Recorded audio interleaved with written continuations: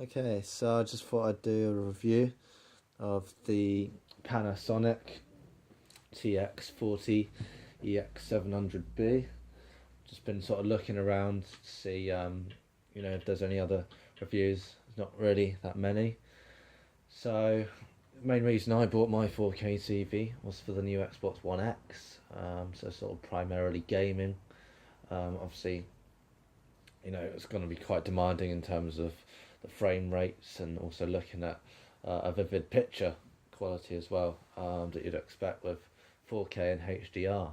So, looking into it when I first got the idea of 4K in my head, I went down my local store, looked at one of the LGs. I think it was the 463, something along the lines of that. That was at a very competitive price of around £400.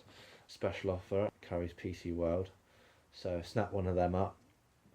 Fairly impressive, it to be honest, in terms of a base model for a 4K TV, but it had lots of reliability issues, with the software programming and the power. So in the end, I thought, I best exchange it, and went back into the showroom, spoke to one of the guys there, and they were explaining how having a higher hertz would increase the frame rates and be better for motion involved things like football, sport, highly demanding kind of fast-paced titles like Battlefield, Explosions, or racing games where there's a lot of action sort of going on screen. I think the LG I had was only running 100 hertz, and this particular TV is 1600 hertz. Would you believe it? 16 times the refresh rate there. So quite a jump.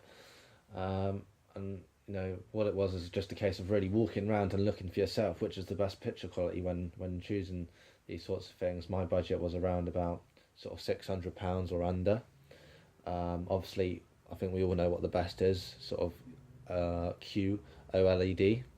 Primarily, you're going to be looking at well over £1,000, anywhere between £1,000 and £3,000 for most sets within that sort of ultimate grade category. Most of which is going to be HDR certified, but don't get conned by that, because most sets that are HDR will be HDR10 supported these days, and there's always people thinking, oh, if it's not HDR certified, it's not true HDR. It's not necessarily true.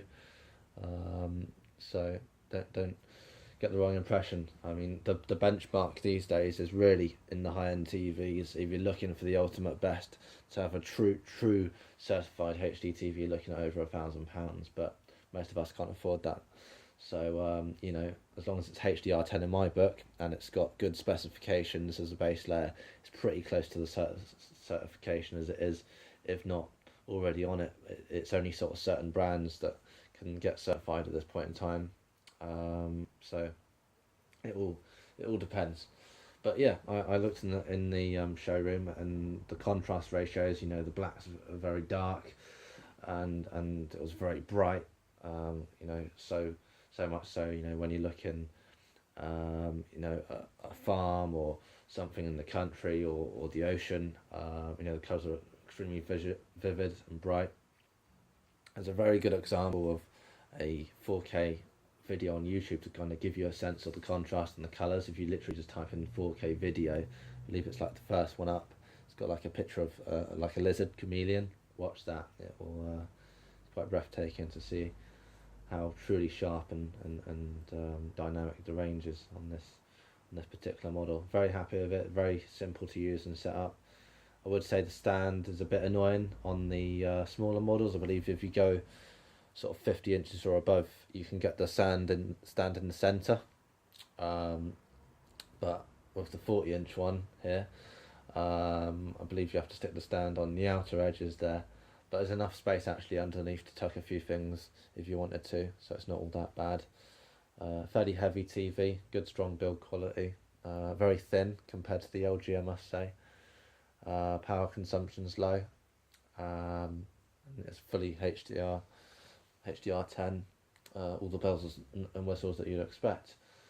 So yeah, I'm very pleased that I spent £600 on this TV. It's going to last definitely a long time. You know, QLED. I don't really see any real reason for it. I mean, it is noticeably better in terms of the colours, but you know, this technology, I believe it's got special shutter technology on this one. You can sort of read into on some of the more detailed reviews that explain exactly how the technology works, but more than good enough for me. More than good enough for me, and you know, it's a great first 4K TV, so I'd highly recommend it to anyone. And yeah, it's smart features. You've got obviously the standard free view, and all the other applications that you can plug into it as well. I believe it's got sort of optical outputs and various other you know, hardware compatible ports on the back there, built-in wireless, all the standard stuff that you'd desire. Can't really say much more than that. I'll give it 5 out of 5. You know, overall, I think this is going to last me a long time. The thing I didn't like was the border is sort of silver. There's not really a colour option to choose black. If you sort of have a darker themes room like I do, then you'd want the black. But you know, I'm not going to argue over a board. It's all about the TV at the end of the day, and couldn't go wrong. So there we are.